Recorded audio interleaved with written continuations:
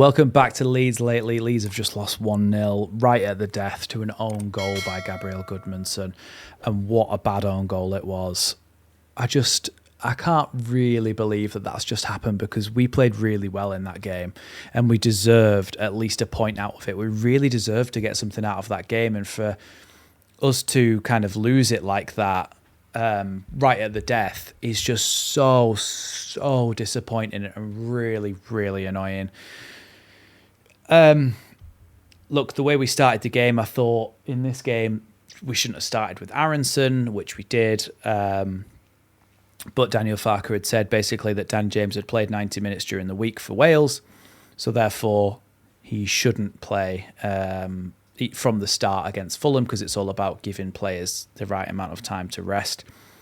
So we started without James. We started with Okafor and Aronson. Okafor I thought was quite good. Aronson did a few all right things, and his tracking and his work rate was good as well. I probably would have started with Nonto instead. All in all, the first half, very even. Leeds probably had the better of it. Couple of chances from Leeds, a header from Calvert-Lewin, and then the chance off the top of the crossbar by Longstaff as well. Really unlucky not to go in. They came into it, Fulham, a little bit more in the second half, but of course they were always going to. They were at home, one of the better sides in the league. I thought they played well in that second half. Kevin, for them, when they brought him on, was really, really good, and he was really able to make a difference in terms of getting balls into the box and stuff for them. I thought he was really good. But we deserved a point from that game. We really deserved a point from that game, and I just can't believe that happened. That the corner came into the box, it went over everyone, dropped right onto Goodmanson's head, and he just headed it in our own top corner. And we really could have got a point out of that game if he'd have just headed it in the opposite direction. I don't know what happened.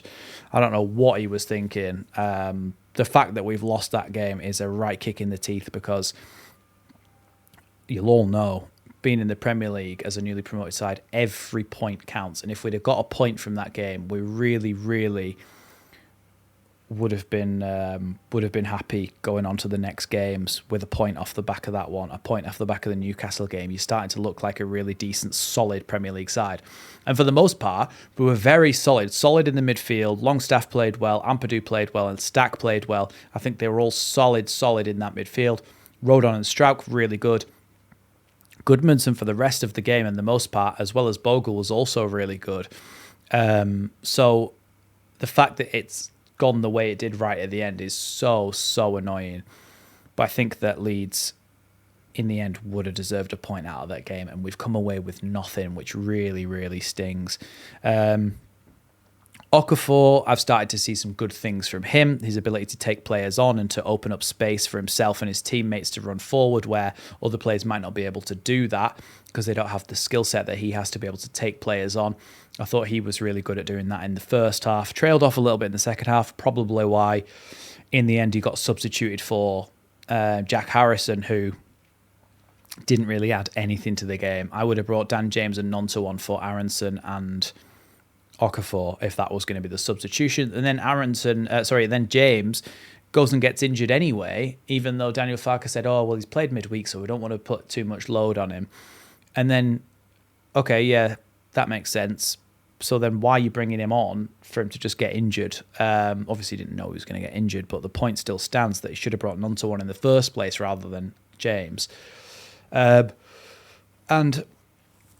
it comes down to a lack of creativity and a lack of finishing again for Leeds in terms of what we could have put away. Because yes, we created a few little chances, but they were half chances, nothing clear cut. If we had more creativity in that final third, I think that we would have potentially got ahead in that game and maybe been able to hold on to it for a win. What I will say, though, is that it's not exactly like Harry Wilson would have been the guy for that. Like a lot of people saying, oh yeah, Harry Wilson's really good, he's better than what we've already got, etc., etc., etc. I don't... Look, you can't just base it off one game and say that Harry Wilson didn't create anything in that game. But he literally played in this game and didn't manage to create a goal scoring opportunity for Fulham. So if he'd have been on the other side, I don't think he would have been able to either, if that makes sense. We needed to be more ambitious than Harry Wilson. We really did. We needed to go out and get somebody else. Now, Harry Wilson might be the target that we're going for because of our budget constraints. He might well be. But it doesn't mean that he's good enough. I just think even in this game where you could kind of look at it and be like, you needed someone to be more creative. You needed somebody to open up an outlet. And we didn't have that. And I think the thing is as well, there were moments, there were snapshots where I thought you could have played that pass and they didn't take the risk. There was one where Calvert-Lewin would have been in on goal if... So Stack's running from the right-hand side towards the centre of the pitch and Calvert-Lewin runs across him, and if Stack had played like a little reverse pass with his left foot into the space, Dominic Calvert-Lewin probably would have been in on goal, but he takes too long and then he ends up going and not making that decision on time. The gap closes up and he has to play it out wide to Okafor, who can't do anything with it in the end. There are little moments here and there where if we make the right decisions, we don't necessarily need to be the most creative team in the world.